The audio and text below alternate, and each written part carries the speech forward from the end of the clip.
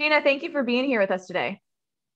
Hey, Jesse, thanks for having me here. Super grateful to be here to chat with you today. Of course. So tell us a little bit about yourself. Give us the rundown on who you are, what you do, and what you write about. For sure. So, my name is Sheena Yapchan. I'm a keynote speaker, coach, podcaster, and author on building self confidence. I have an award winning podcast called The Tao of Self Confidence, where I interview Asian women about their journey to self confidence. And I'm a two-time best-selling international best-selling author. My books are here. One is called Asian Women Who Boss Up, and the other one is called Women of Color Who Boss Up. And actually, I kind of want to share this, Jesse, but I just received my first hard copy yesterday, so I'm super excited. This literally came, from an idea, and we just made it happen. So It's amazing. Well, congratulations. I know when I got my first physical copy, I was like, oh my God, this is yeah. so real. So that's really exciting. Thinking back to your writing process, especially for your first book, were there any sort of struggles that you ran into that maybe prevented you from getting started or getting to that final draft?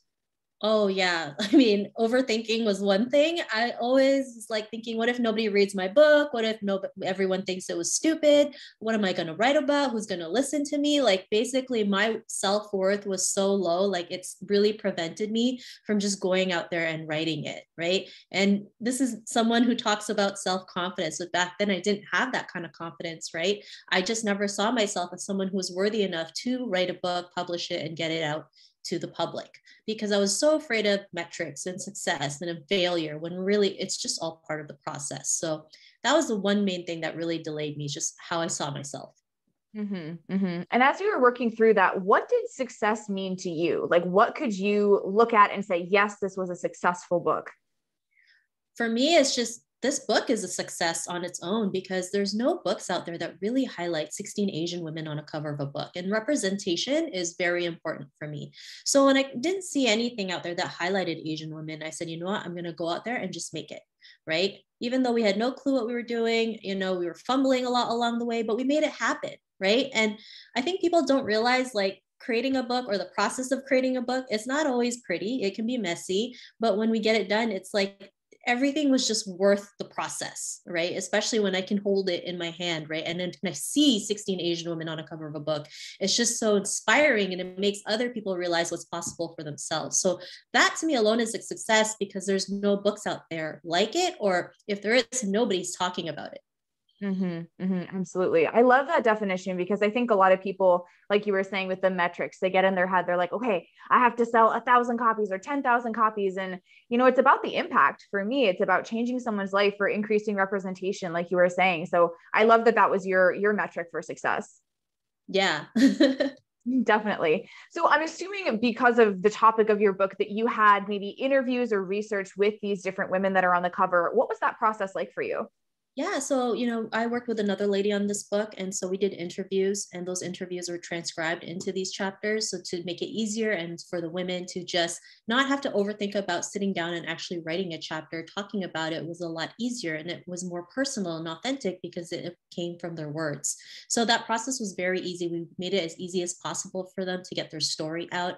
And some of the stories in both of these books are amazing. We have one lady who was diagnosed with breast cancer and got sued by the FTC at the same time and was able to overcome it.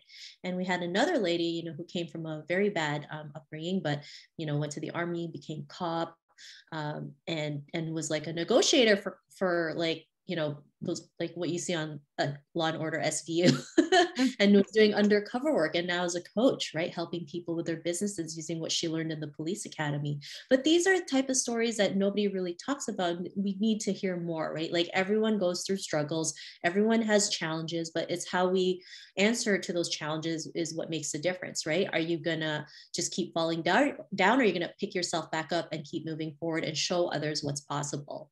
So that's what some of the stories we had in there that's just really incredible and that everyone must read. Those are just some of like a little fraction of the stories that we have. Yeah. I mean, I'm already intrigued. I'm like, okay, I'm going to go get Sheena's book and we're going to read these stories because that's incredible, right? Those are amazing stories. How did you go about finding these women to interview?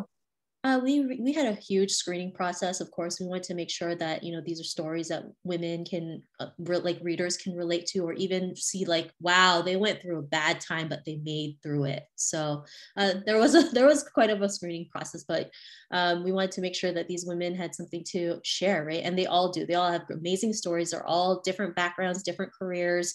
Just totally. Even though like it's all Asian, people have to realize that not all Asian people come from China, right? I mean, Right. there's, different cultures, different stories, different countries, different languages. And this is why we also created this book to show people like, Asian culture is very like multicultural within the Mm-hmm. culture, if that made sense. Yeah, no, absolutely. And I think that's really important. Being a white woman from the US, I'm often not exposed to that, which is something, a whole other thing that I think we need to work on in the US. But in general, it's so good to hear those different perspectives and learn more about something that is so much more complex than just Asian culture, right? Yeah. Definitely. Now, with those interviews, I just want to ask one more question about that. Were you kind of saying, okay, cool, I know that this woman over here had a really inspiring story, I'm going to reach out to her? Or was it more like a blast on social media and then people came to you wanting to be included? Well, it was more of me reaching out to them just because of my podcast. I mean, I've interviewed over 700 Asian women on the topic of self-confidence. So some of the authors in the book are from women that I've interviewed before. So we already had that connection, and I already know what their story was about. So it wasn't really too hard to connect with them and say, hey, we're going to create this book. Let's make it happen. Mm-hmm. Awesome. Awesome. Switching directions a little bit to chat more kind of full circle about that self-confidence with writing piece. Were there any moments or mindset shifts? There we go. That's a tongue twister for the day, that really helped you overcome that self-doubt and get this book done? Honestly, the best thing that I did was just ask for help. As women, especially in our culture, asking for help is such a big taboo. It's seen as, a sign of weakness or asking for a handout. But as women, we do well, but like we succeed when we collaborate and connect. And the more we help each other out, the more we can advance and move forward and be confident and be that leader that we need to be.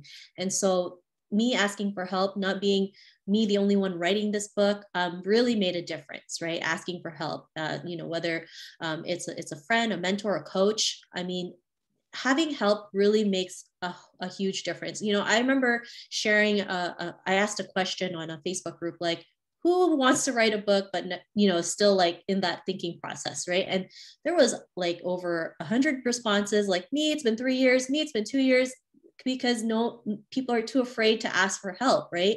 But when they go out there, look for the help, look for the tools and resources to make it happen, then we can have a book. So that's one thing I would say is, don't be afraid to ask for help.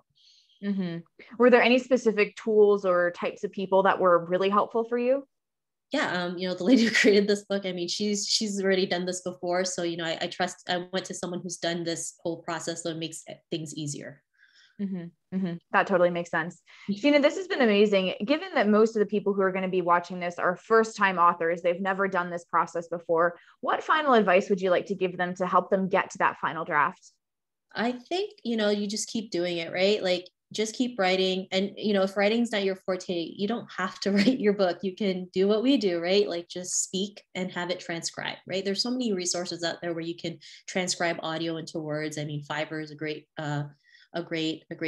website for that, right? If, money is an issue, do that, right? But do what makes you feel good. Do, just even set time for yourself to just write. I mean, Stephen King did that. He would set 3 or 4 hours where it's non-interrupted writing, and that's how he got his books done. So, you do what works for you. You can test it out. Maybe doing that is a great way, or maybe doing it the audio style would be a great way. But, in the end, you get to choose what works for you. Mm-hmm. Mm-hmm. Amazing advice. Thank you so much for sharing your expertise with us. No, thanks for having me, Jesse. It was really great.